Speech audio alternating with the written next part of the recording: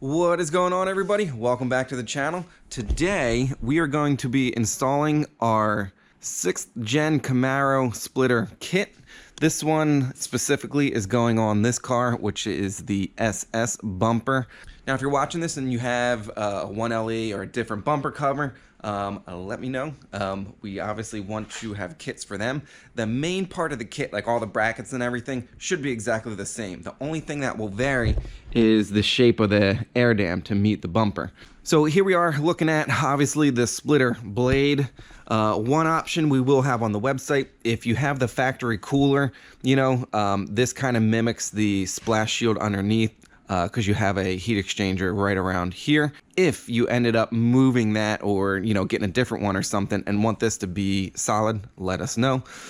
It will come with 4 splitter rods, 2 loose clevises. It will come with 4 of these, what we're calling rear brackets, and 2 of these side brackets, and a bunch of hardware. Now, since this car was used for R&D, as you'll see in a second, the other side is already on the car. I only disassembled half of it to kind of show you what comes with it. And the carbon fiber, what will be the air dam piece. Now you can see they are pretty flexible because they need to take the curve of the bumper, but these will fill the gap from the bumper cover down to the splitter blade. So that's really it in a nutshell. Since this car is the car that I did the R&D on, a few things I can't really show you me doing because I already did it, but I'll explain to you kind of what to do. There really isn't too much to it. Basic hand tools. The only 2 special things you might need: a Dremel like this with like the little like grinding tip on it. The sanding barrel would probably work as well, and a nutsert tool. If you don't have a nutsert tool, I'll put a link down below to one of these on Amazon. They really aren't too expensive. We do have a plan B, which is kind of like which is a little bit more of a hassle to use, but it will set a nutsert for you, and we're only doing 2. So having said all that, let's jump into it.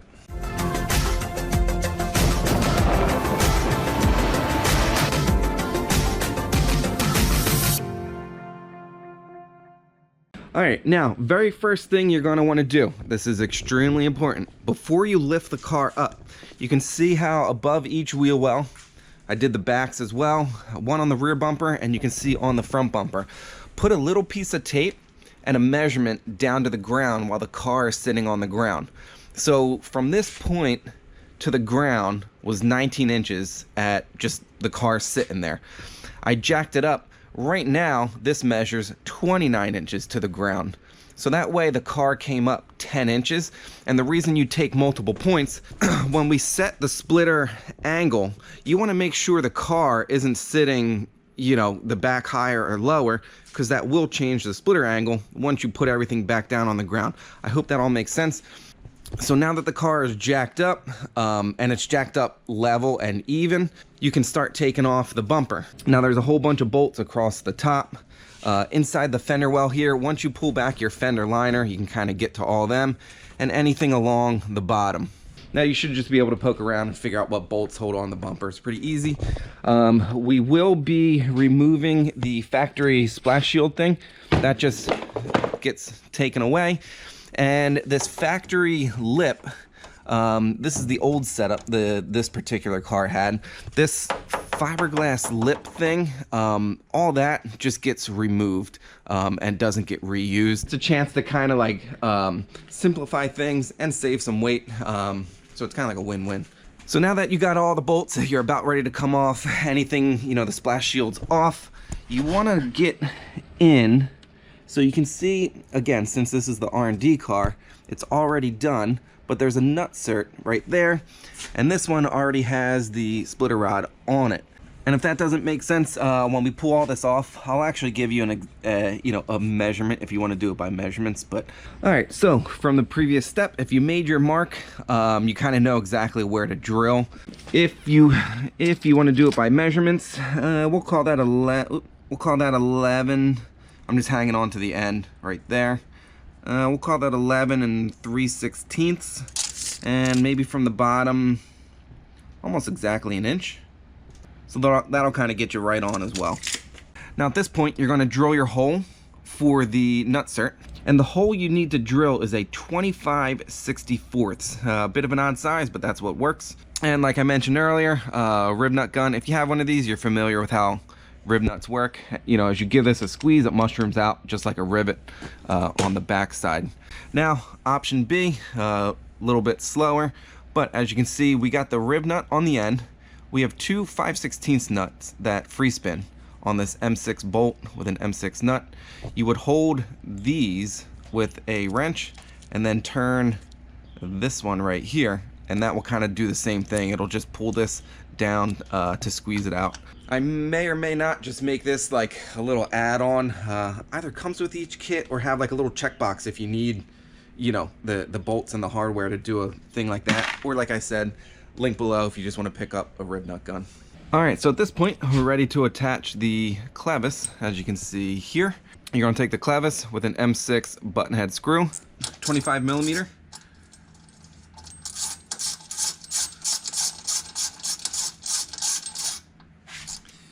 And you want to get it to lock so the slot is just about vertical. So at this point, you want to install the longer of the two rods. So if you hold them even on one end, pretty obvious to see which one's longer.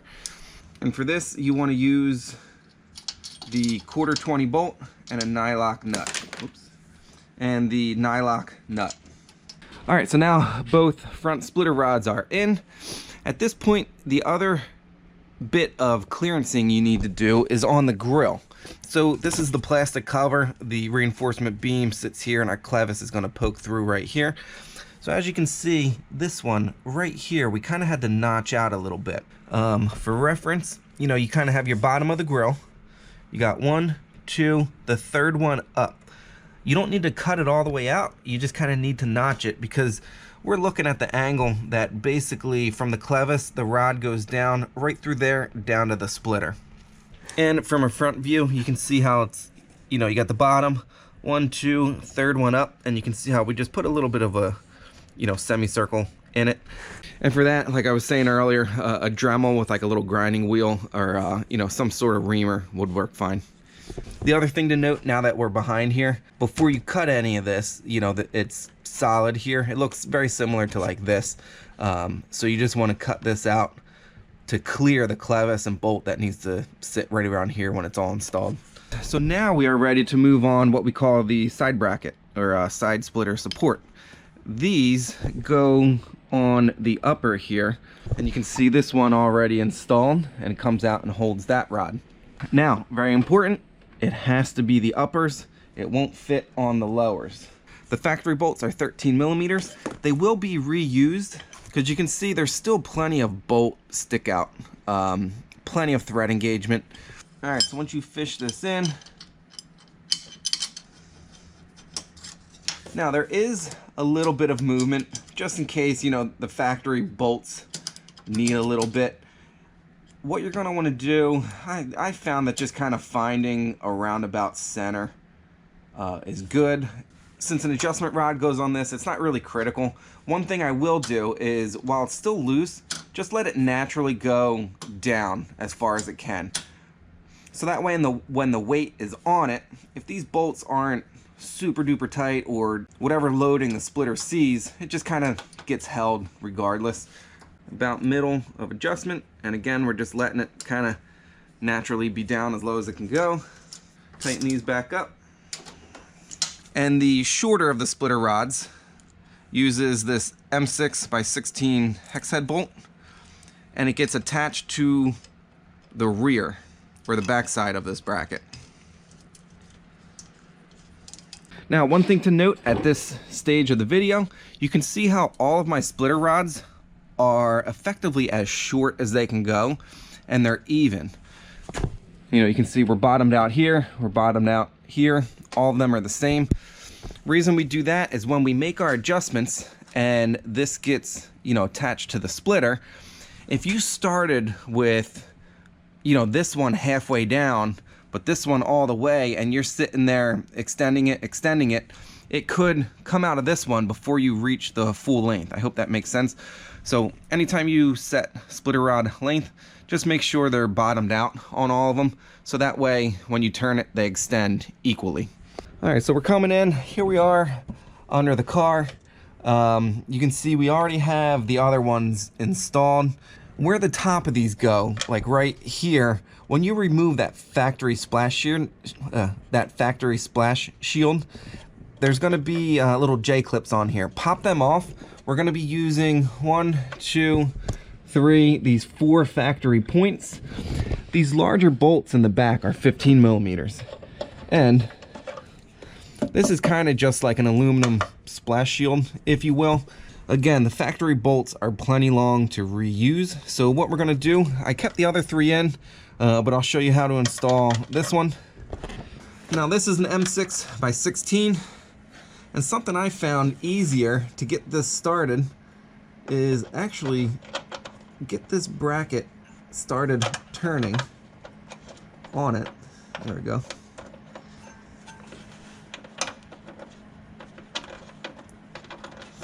Because these M6 are a little bit tricky to get to or to do. And we're going to reinstall that factory bolt. And let's see, I'll try and get my hand out of the way. As you can see, there's actually, from the factory stuff and the slot that we leave in here, a decent amount of wiggle room. Now at this point, you're going to want to leave everything loose, or at least somewhat snug, because even though we have a machine cut and place these 4 rear mounting points, you can just see how much room even the factory left to get everything to line up. So lining up these 4 mounting points is probably the trickiest thing of this whole install, just because you got to get so many things, you know, lined up. All right, so at this point, we have all of our rods on. And those 4 brackets underneath. So at this point, we get to grab the splitter. We're not doing the air dam pieces yet. I want to talk about the splitter real quick. The splitter uses carbon fiber on the top and the bottom with a structural foam core. We make these in-house, so if you have any custom requests, like it can't be too wide or it can't stick out too far, let us know, because we can make those accommodations where, you know, if you're only allowed like a 5-inch splitter or something, we can adjust this as necessary up to a point. So that's one cool thing about having them in-house. I think earlier I mentioned if you moved your heat exchanger and you want this left solid, we could do that. One of the cool things about this splitter,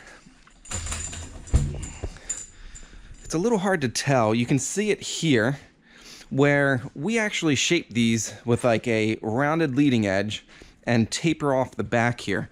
So if we were to get a side profile, you can see we kind of have, you know, a rounded leading edge and it tapers off in the back. It's a little bit hard to see here, so let's hop on our CAD model and do a slice view. All right, so here's the CAD model of our splitter. Now, if we do a section view, we're set up to already do it. I drag it back a little bit and we look at it from the side profile. You can see how this leading edge radius and we taper off back, we're effectively building into the splitter blade a little bit of a wing profile. Now it may not seem like much. I'm going to put a tag up here.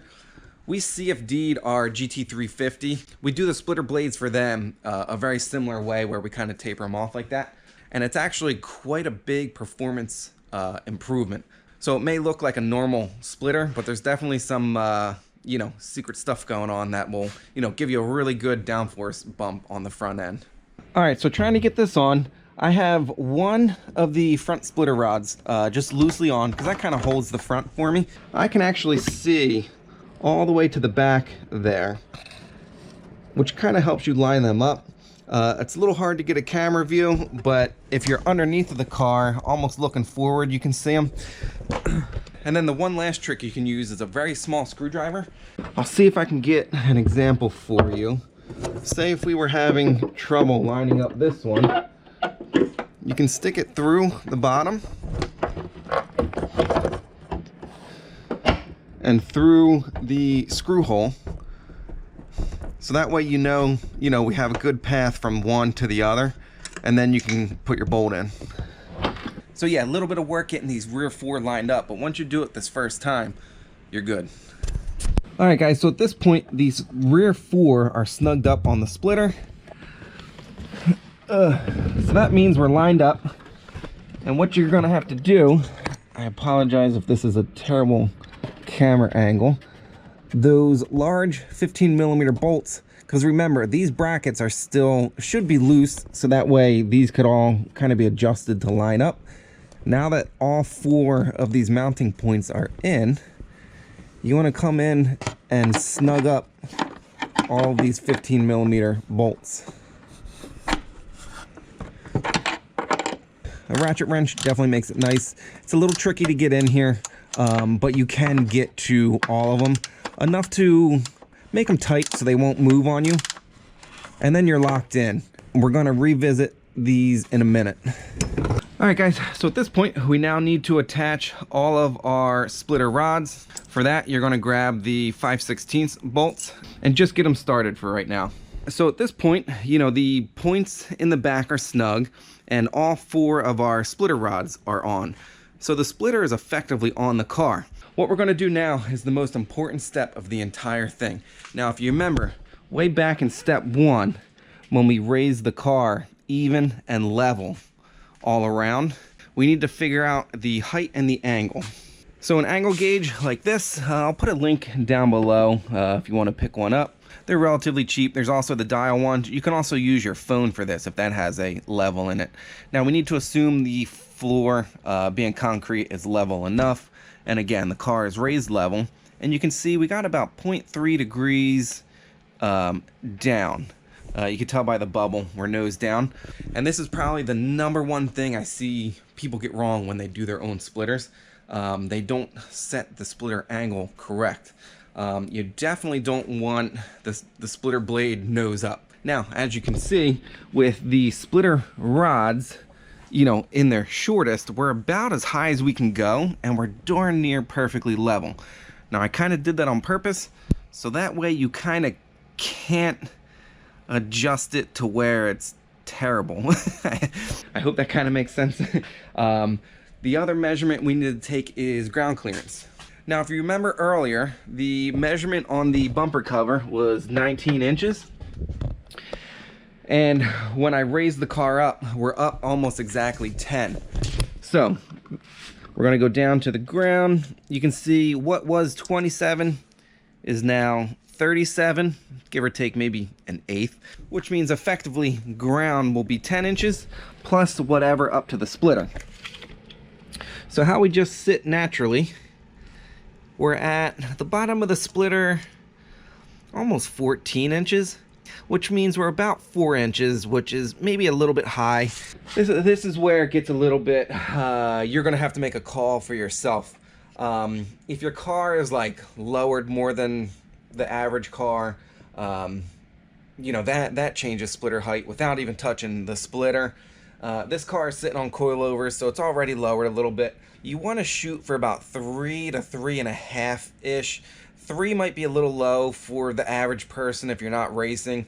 If you're a little bit nervous about the splitter getting like ripped off on an off-track thing, you know, you might run the splitter a little bit higher.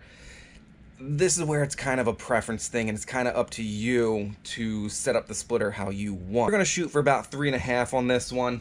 It's pretty much a track-only car, but he's not doing like wheel-to-wheel, so we don't really want to push it to the max. But setting splitter height and effectively angle is pretty easy on these. We're just going to start extending the splitter rods. Now the tricky thing is, you can see our compressible splitter rod, we're actually down in the groove a little bit because these outer ones are holding it. So we're going to start coming down with these outer ones. And as the outer one comes down, you can see how it is letting the front down, because right now this one's like yanking it up. And we'll get into these splitter rods in a second. Now also, you got to do both sides at the same time. Otherwise, if you try and extend one all the way, you know, the other one might be sticking up a little bit.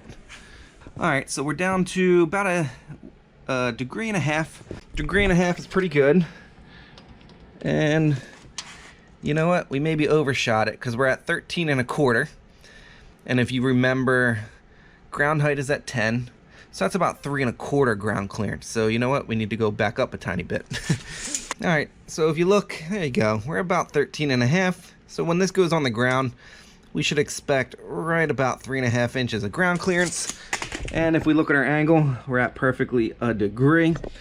Now we want to check the sides. You can see how we have a little bit of give here still, so we want to bring it up till it bottoms out.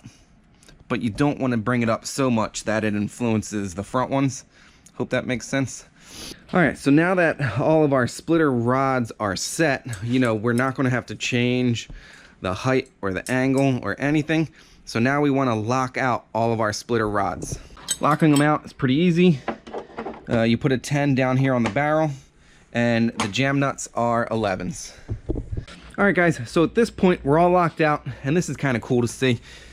Our compressible splitter rods, as you can see, let the splitter give in an upward direction, but hold it. I can just stand right up on here, no problem. So that way, under heavy braking, if the splitter scrapes, all the force, you know, extra weight of the car isn't going through the splitter rods, jamming it into the track. Or in the case of an off-track excursion, hopefully with the rounded leading edge and the fact that it gives upwards, it won't just like shovel into the dirt. So there's a couple of advantages to our compressible splitter rods. And if you're watching this video just for fun and you want your own splitter rods, they are available. We can customize lengths for you, so you can use them on your own setup however you want. Guys, so now that those rear 4 are, you know, in perfect position with the splitter blade, we have to drop everything again. So we're gonna pull the blade off and tighten up those rear brackets. All right, guys, so now with the splitter back off, it's worth noting that if I put a straight edge from the outer one on one side to the outer one on the other, you can see there is a little bit of a gap between the center two, and it's almost exactly 1/4 inch. So it's a little bit easier to explain this now while everything's off. The kit will come with little aluminum spacers to put between these two. Should be easy enough to, when we put the splitter on for the final time, put this one on, put the outer two on, leave them loose from behind. Easy enough to just slip the spacers in.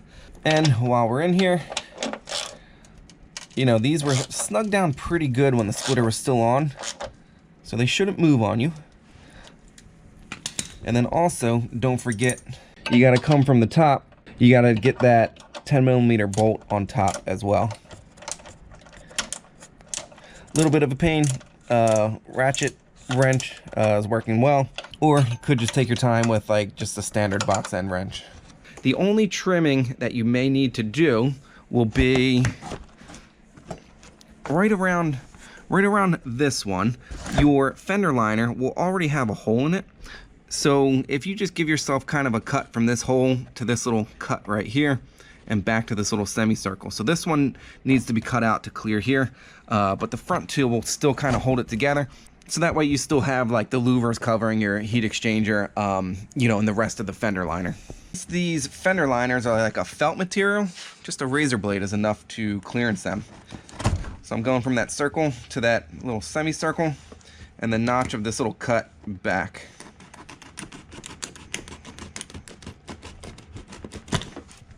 There you go, and that should be good. All right, guys, so at this point, as I just mentioned, I took the splitter off. Whether you leave the splitter on, these front rods have to come off, or not off, at least the bottom, because they need to slip through the grill. I'll try and video me doing it. A second set of hands might be nice, but easy enough to do by yourself. All right, so I'm gonna do driver's side first. Get it through the grill.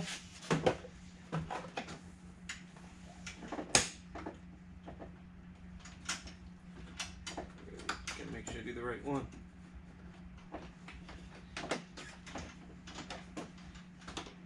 And this one. There we go.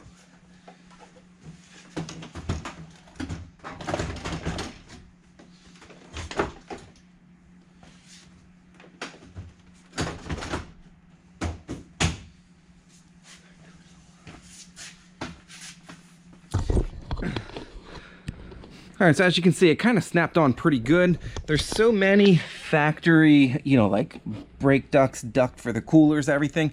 If the bumper doesn't kind of like sit on nice. You're probably just hanging up on something in there. Now at this point, not gonna video it, but I'm gonna reinstall all the bolts that hold the bumper on and pick you up there.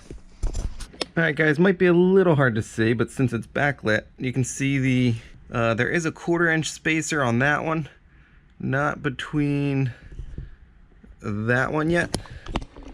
So they look like this, and this might be a really hard camera angle, guys, so I apologize, but you can come up behind it, get it about lined up, use your little screwdriver,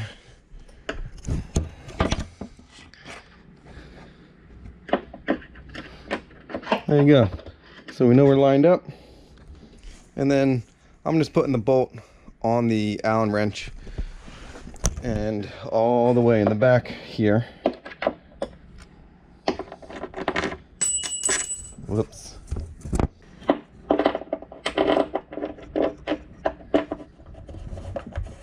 All right, there we go.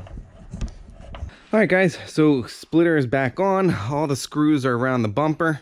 We're on the home stretch. At this point, we need to work on the air dam because we have to fill the gap between the bumper, everything else. All right, so like you saw earlier, the driver's side, if you notice, there's kind of 2 holes close to the end.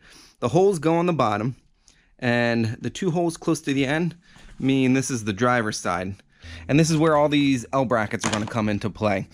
So as you can see, let me undo one. These are going to come loose. They're all pre-assembled because I kind of already had this whole thing together. So the L brackets are going to look something similar to this, and you can see slotted to give us plenty of adjustment. What you're going to want to do is put a J-clip on each one.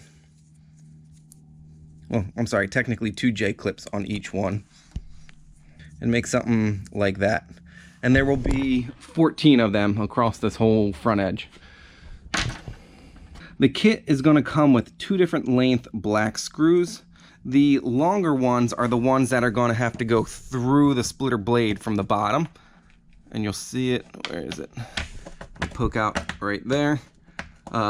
You'll know you'll have the wrong ones because these ones won't reach, except for the very last 2. I'll show you that when we get around to it. All right, so what you're going to want to do is from underneath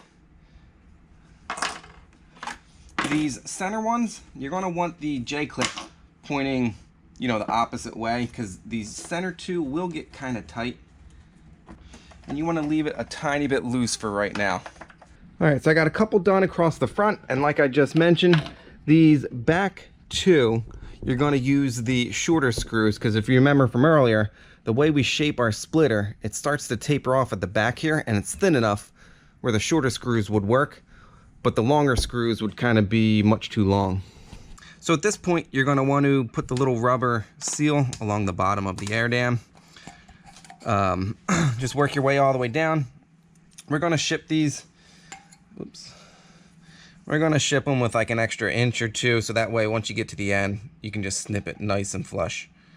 So now that we have the rubber seal along the bottom of the air dam and our L brackets in but loose on all of them, we can start installing the air dam. It might be a good idea to pull all of them forward as far as they can go. If you remember, they have those pretty generous slots on them. All right, so as you can see, I'm just working my way around. Kind of just like the hard points underneath. You can kind of line them up. If you're having trouble, you can stick like a really tiny screwdriver or something in there to kind of line them up for you. These ones I can kind of see, so they're not as bad. All right, so everything is still loose at the moment, but you can see how like nicely this can be formed to, you know, seal that gap between the bumper. Now, if you're curious why we're using this technique, we could have potentially made like a mold of an actual lip or something, but then you need a mold, which is extremely time consuming to do. It's a whole nother complex part to make and lay up. It would just increase the cost of the kit substantially, I'll call it. The other thing is, as thin as the air dam is, it'll definitely hold up under normal operating conditions. But if you do have the misfortune of going off track and ripping the splitter off, this not being attached to the bumper or anything, hopefully the hope is that it won't take the bumper and a bunch of stuff with it. Because if it was attached to the bumper, you got your oil coolers, trans coolers, all those heat exchangers in there. Who knows what else you might wipe out with it. Doing it this way, you know, again, it's a little bit of a preventative measure. It does make it a little bit easier to manufacture. So that's how we landed on this setup. All right, so very last thing we need to do, I purposely pulled this one out, and you can see we got a little bit of a gap. We're gonna wanna push this in a little bit till it kind of contacts the bumper, just enough till we're happy with it. You want it to kind of like just touch the bumper, and then underneath, tighten it down, lock it into place, and then we'll lock all these front ones in as well. All right, guys, so there we go. Air dam is installed, seals up that gap pretty good. Yeah, I think that's about it. We obviously have to do the stand on it test.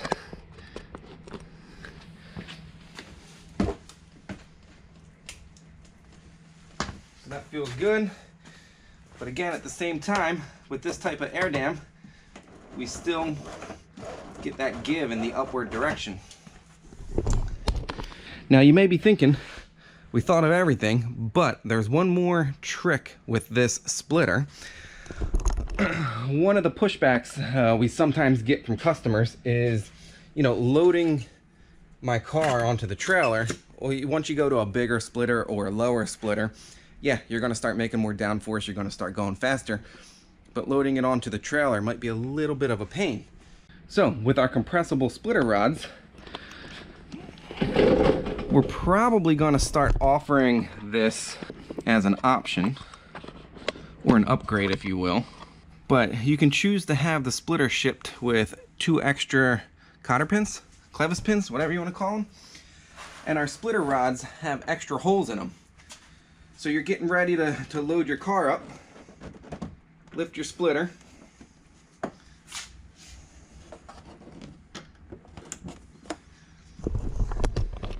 and there you go.